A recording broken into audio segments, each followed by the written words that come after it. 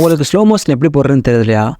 இன்ஸ்டாவில் பெரிய பெரிய செலிப்ரிட்டிஸ்லாம் எப்படி இந்த மாதிரி ஸ்மூத்தான ஸ்லோ மோஷன் போடுறாங்க. நீங்கள் ஸ்லோ மோஷன் போட்டால் ஸ்டக் ஆகுதா? எல்லாத்துக்கும் சொல்யூஷன் இந்த வீடியோவில் பார்ப்போம். நான் சொல்கிற அந்த ஒரு ஆப்பை யூஸ் பண்ணுங்க, எந்த ஒரு பிரச்சனையும் இல்லாமல் ஸ்மூத்தாக நீங்கள் ஸ்லோ மோஷன் பண்ணலாம்.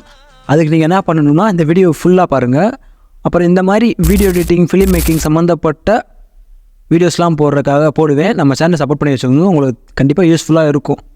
ஃபஸ்ட்டு என்ன பண்ணுறீங்கன்னா, ஃபஸ்ட்டு ஸ்லோ மோஷன் எடிட் பண்ணுற பார்க்குறதுக்கு முன்னாடி ஸ்லோ மோஷனை பற்றி கொஞ்சம் தெரிஞ்சுக்கோங்க. கொஞ்சம் தான், ரொம்ப இல்லை, கொஞ்சம். ஃபஸ்ட்டு ஸ்லோ மோஷன் வீடியோவில் என்னென்னு பாருங்கள். வீடியோன்றது நிறையா ஃபோட்டோஸ் இருந்தால் தான் ஒரு வீடியோ. ஆனால் கொலாப்புற அப்படிலாம் யோசிக்காதீங்க. அந்த காலத்தில் பார்த்திங்கன்னா நிறையா ஃபோட்டோஸ் வச்சு அது ஒரு வீடியோ மாதிரி க்ரியேட் பண்ணுவாங்களா.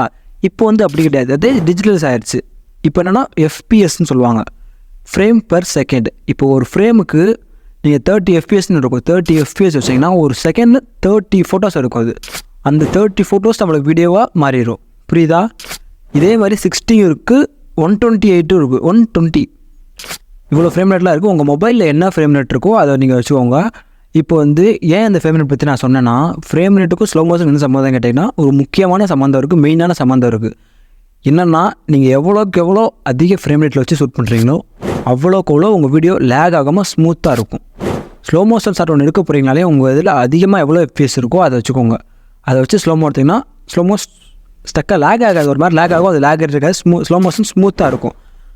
ஃபஸ்ட்டு இப்போ மொபைல் ஆப் தான். சிஸ்டம் பற்றி எனக்கே தெரியாது. எனக்கு மொபைல் எடிட் பண்ணுற சிஸ்டம் எதுவும் இல்லை. இருந்தால் நானும் கற்றுட்டு இருப்பேன். பட் என்ன ஃபோன் தான் இருக்குது. ஸோ ஃபோனில் என்ன பண்ண முடியுமோ அதெல்லாம் நான் சொல்கிறேன் உங்களுக்கு. ஃபஸ்ட்டு அந்த ஆப் பேரை சொல்கிறேன். அந்த ஆப் ஒரு முக்கியமான ஒரு app. Most of celebrity use பண்ணுற ஆப்பு. நான் ஒரு 1 இயர் கிட்ட ரீல்ஸ் போட்டுட்ருக்கேன். 1 இயர் கிட்ட ரீல்ஸ் போட்டு ஒரு 1500 ஃபாலோவர்ஸ் தான் வச்சுருக்கிறேன். பட் நல்லா தான் பண்ணி போடுவேன். 1 இயர் கிட்ட இந்த ஆப்பில் யூஸ் பண்ணிகிட்ருக்கேன். இந்த ஆப் எனக்கு இந்த ஆப் இல்லைனா கண்டிப்பாக நான் அவ்வளோ தூரத்துக்கு எடிட் பண்ணியிருக்க மாட்டேன். ரொம்ப ஈஸியாகவும் இருக்கும், நல்லாவும் இருக்கும். இது என்ன ஆப்னா CapCut.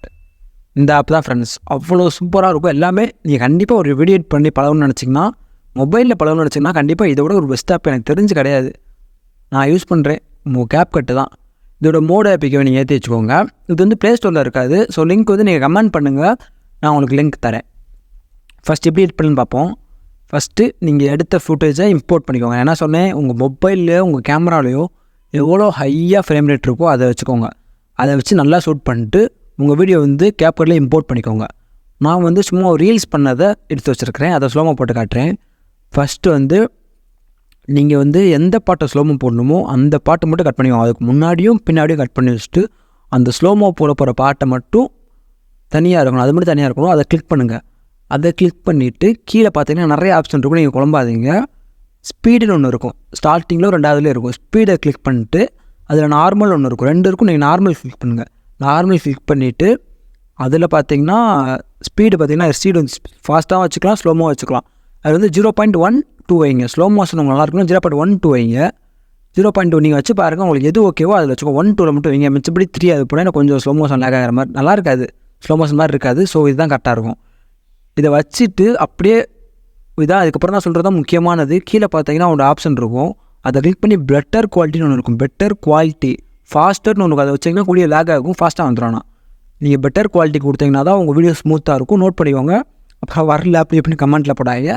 அதுதான் மெயின். அதை கொடுத்து நீங்கள் டிக்கு கொடுத்தீங்கன்னா உங்கள் வீடியோ டூரேஷனை பொறுத்தளவுக்கு கொஞ்சம் லோடிங் ஆகும். உங்கள் வீடியோ எவ்வளோ டூரேஷனாக இருக்கோ அவங்களுக்கு ஏற்ற மாதிரி லோடிங் ஆகும், ஸ்மூத்தாக வந்துடும். உங்கள் வீடியோ கொஞ்சம் லேக் ஆச்சு அப்படின்னா நீங்கள் ஃப்ரேம் ரேட்டு கரெக்டாக வச்சுருக்கணும்.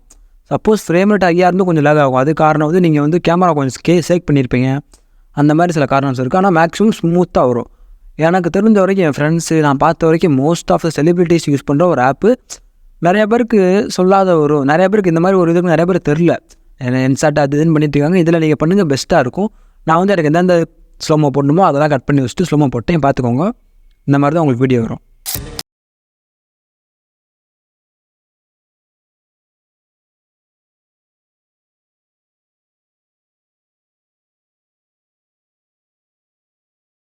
நீங்கள் கொஞ்சம் வீடியோ யூஸ்ஃபுல்லாக இருந்தால் எனக்கு சப்போர்ட் பண்ணுங்கள்.